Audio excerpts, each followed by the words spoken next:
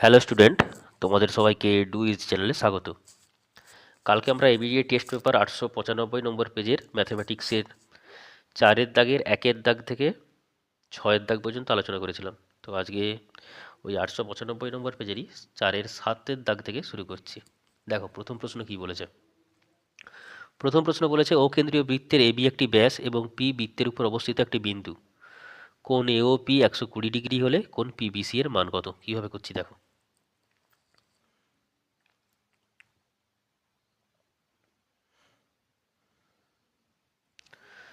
এটা একটা বৃত্ত, এর ব্যাস বলেছে এবি, এটা ব্যাস। কেন্দ্র ও বলেছে কারণ ও কেন্দ্রীয় বৃত্তের। বলেছে পি যে কোনো একটা বিন্দু বৃত্তের ওপর, মনে করো পি একটা বিন্দু এটা। এবার বলেছে A O P 120 degree, A O P এই কোণটা 120 ডিগ্রি।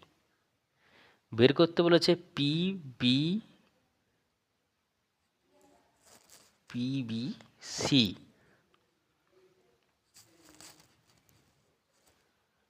P B C.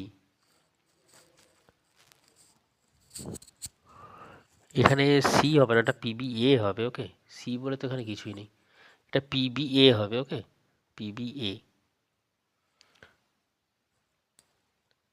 তাহলে পিবি এ এই কোণটা বার করতে বলেছে। তো কিভাবে করছি দেখো। তোমরা যদি ভালোভাবে দেখো দেখতে পাবে এই এ পি বৃত্তচাপের ওপর কোণ এ ও পি কেন্দ্রস্থ কোণ, আর এ বি পি এটা হচ্ছে যে পরিধিস্থ কোণ। ওকে, তাহলে কি লিখব? ও কেন্দ্রীয় বৃত্তের কোণ পি ও এ কেন্দ্রস্থ কোণ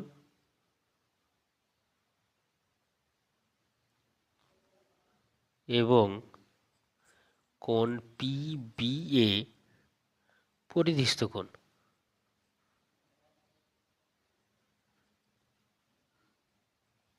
আর আমরা কি জানি, কোনো বৃত্তের একই বৃত্তচাপের উপর কেন্দ্রস্থ কোণের মান পরিধিস্থ কোণের দ্বিগুণ হয়। তাহলে কেন্দ্রস্থ কোণ কোণ পিওএ সমান 2 অফ কোণ পিবিএ। পিওএ মানে কত? 120 ডিগ্রি। 2 অফ কোণ পিবিএ বা দিয়ে 120 ডিগ্রি বাই 2 সমান কোণ পিবিএ বা দিয়ে 60 ডিগ্রি সমান কোণ পিবিএ। ওকে, তাহলে কোণ পিবি এর মান কত? 60 ডিগ্রি। এটাই হচ্ছে যে সঠিক উত্তর। যদি কোনো ডাউট থাকে আমাকে কমেন্টে তোমরা জানাতে পারো। পরের প্রশ্নে আসছি। দেখো 8-এর দাগের প্রশ্নটা কি বলেছে। যদি সেক 3 থিটা সমান কোসেক 2 থিটা হয় এবং 3 থিটা একটি ধনাত্মক সূক্ষ্ম কোণ হয়, তাহলে থিটার মান নির্ণয় করো। দেখো কিভাবে করছি। বলে দিয়েছে সেক 3 theta equal two cosec 2 theta বা দিয়ে সেক 3 থিটা। আমরা কি জানি কোসেক থিটা সমান সেক 90 ডিগ্রি মাইনাস থিটা, তাহলে এখানে লিখব সেক 90 ডিগ্রি মাইনাস 2 থিটা। এবার উভয় পক্ষে সেক সেক্স উঠে গেলে কি হবে? 3 থিটা সমান 90 degree minus 2 theta. 3 theta plus 2 theta equal to 90 degree. 5 theta equal to 90 degree. Theta সমান 90 degree by 5 equal to 18 degree. তাহলে থিটার মান কত? থিটার মান হবে যে 18 ডিগ্রি। এটাই হচ্ছে যে সঠিক উত্তর। ওকে, পরের প্রশ্নে আসছি। কোনো যদি সমস্যা থাকে আমাকে তোমরা কমেন্টে জানাতে পারো। পরের প্রশ্নে আসছি। 9-এর দাগের প্রশ্ন দেখো। বলেছে যে 63 ডিগ্রি 35 মিনিট 15 সেকেন্ডের পূরককোণের মান কত?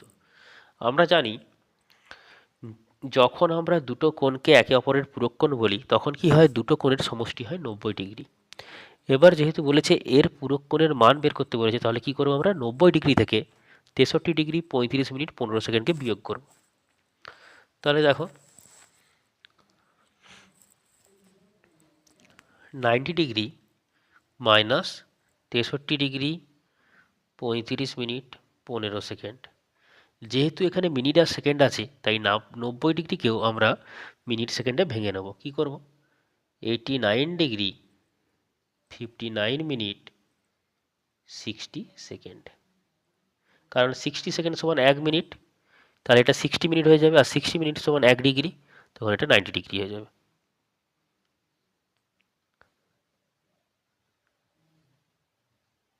বিয়োগ করলে কি হবে? 60 থেকে 15 বিয়োগ করলে হয় 45, তাহলে 45 সেকেন্ড। 59 থেকে 35 বিয়োগ করলে হয় 24, তাহলে 24 মিনিট। 89 থেকে 63 বিয়োগ করলে হয় 26 ডিগ্রি। অতএব নির্ণেয় পূরক কোণের মান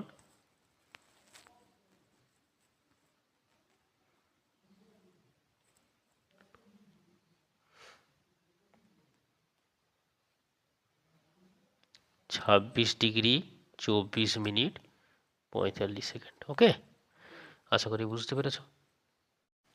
10 দাগের প্রশ্ন দেখো, বলেছে একটি গোলকের ব্যাসার্ধের দৈর্ঘ্য 50% বৃদ্ধি করলে বক্রতলের ক্ষেত্রফল শতকরা কত বৃদ্ধি পাবে? কিভাবে করছি দেখো। ধরি গোলকের ব্যাসার্ধ r একক,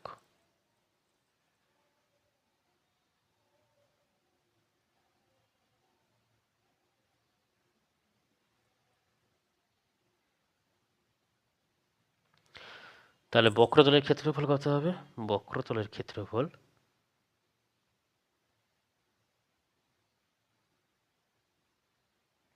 সমান 4πr² বর্গ একক। ওকে, 50%, এবার লিখবো কি 50% বৃদ্ধি করলে লোকের ব্যাসার্ধ কত হবে দেখো। 50% বৃদ্ধি করলে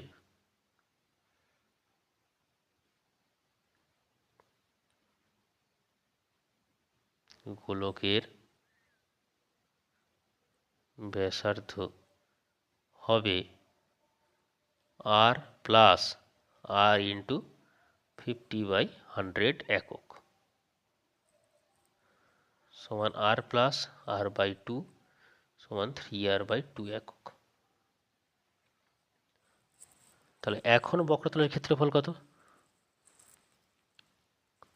তাহলে এখন বক্রতলের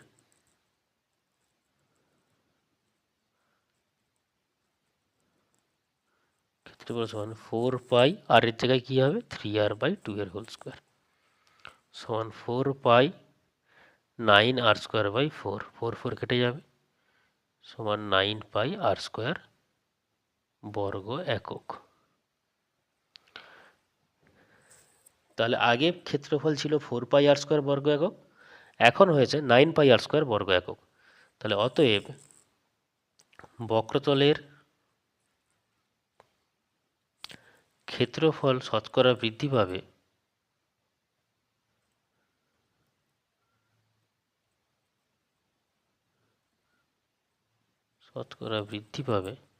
সমান, তাহলে এখন হয়েছে 9πr² মাইনাস 4πr², এটা কি বৃদ্ধি পেয়েছে, বাই আগে কত ছিল 4πr², নিচে হবে 4πr² ইন্টু 100। ওকে, তাহলে এখান থেকে কি হবে 5πr² by 4πr² into 100। πr² কেটে যাবে, 4 25 100, 25 5 125%। তাহলে সঠিক উত্তর কি হবে 125%। তাহলে বক্রতলের ক্ষেত্রফল শতকরা 125% বৃদ্ধি পাবে। ওকে, পরের প্রশ্নে আসছি। দেখো 11 দাগের প্রশ্নটা কি বলেছে, একটি লম্ববৃত্তাকার শঙ্কুর উচ্চতা 12 সেমি, আয়তন 100 পাই ঘন সেমি, শঙ্কুটির তির্যক উচ্চতা নির্ণয় করো। কিভাবে করবো দেখো, একটা শঙ্কু আঁকলাম,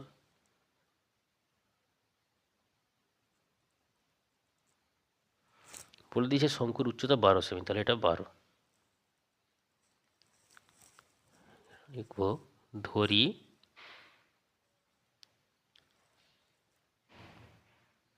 লম্ব বৃত্তাকার শঙ্কুর ব্যাসার্ধ 8 semi,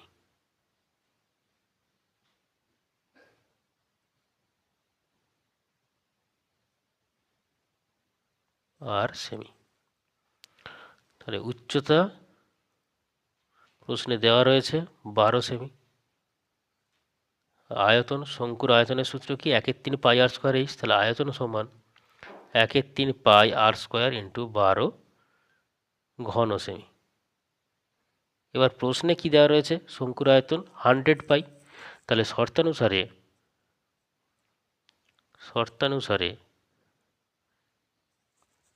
1/3 pi R square into 12 equal to 100 pi. Both side pi pi কেটে যাবে, আর স্কোয়ার সমান 100 ইন্টু 3/12। এর নিচের 3টা 100-এর সঙ্গে গুণ হবে, এই 12টা ভাগ হয়ে চলে আসবে। 3 4 12, 4 25 100, তাহলে আর স্কোয়ার সমান 25, বা দিয়ে আর সমান 5। এবার দেখো, আর 5 মানে কি, ব্যাসার্ধ 5, এটা 5, তাহলে এটা লম্ব, যদি এটাকে ত্রিভুজ ধরি, সমকোণী ত্রিভুজ, এটা লম্ব, এটা ভূমি, এটা অতিভুজ, তাহলে তির্যক উচ্চতা সমান কি হবে, তির্যক উচ্চতা সমান √, এই উচ্চতা স্কোয়ার প্লাস ব্যাসার্ধের স্কোয়ার। ওকে, তাহলে 12 স্কোয়ার প্লাস 5 স্কোয়ার, √, 144 প্লাস 25, √, 169 সমান 13 সেমি। তাহলে সঠিক উত্তর কি হবে, 13 সেমি। তাহলে এই লম্ববৃত্তাকার শঙ্কুর তির্যক উচ্চতা হচ্ছে মানে এটা হচ্ছে 13 সেমি। ওকে, পরের প্রশ্নে আসছি। দেখো 12 দাগের প্রশ্ন কি বলেছে, যদি ইউআই সমান xi মাইনাস 25/10 হয় এবং সামেশান অফ এফআই ইউআই 20 এবং সামেশান অফ এফআই 100 হয়, তাহলে যৌগিক গড় কত? দেখো, আমরা জানি কি ইউআই এর সূত্র, আমরা কি জানি, আমরা জানি ইউআই সমান কি হয়, xi minus a by h, যেখানে এ সমান কি, যেখানে এ সমান হচ্ছে কি কল্পিত গড়, আর এইচ সমান কি শ্রেণী অন্তর।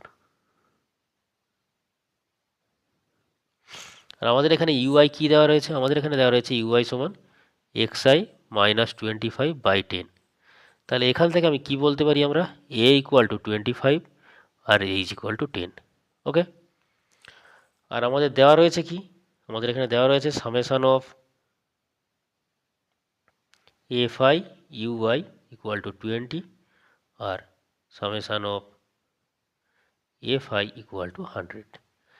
তাহলে কল্পিত গড়ে, যৌগিক গড়ের সূত্র কি, তাহলে যৌগিক গড় সমান A plus H into summation of FI ui by summation of fi. Okay, তাহলে এ এর মান দেওয়া রয়েছে 25, এইচ বেরিয়েছে 10, এফআই ইউআই এর সামেশান 20/100। তাহলে এখান থেকে কী পাবো, 25 প্লাস একটা শূন্য একটা শূন্য কেটে গেল, একটা শূন্য একটা শূন্য কেটে গেল, 2, উত্তর হবে কি 27। অতএব যৌগিক গড় কত, যৌগিক গড় 27। তো 4-এর দাগটা কমপ্লিট হয়ে গেল। তো আজকের মতো এতটাই। তোমাদের যদি ভিডিওটি ভালো লেগে থাকে আমাকে কমেন্টে জানিও। আর এইভাবেই আমরা টেস্ট পেপারের শেষের দিক থেকে করে চলেছি, যাতে ওভারঅল তোমাদের পুরো টেস্ট পেপারটা কমপ্লিট হয়ে যায়। তো সবাই ভালো থাকবে, ভালো করে পড়াশোনা করো।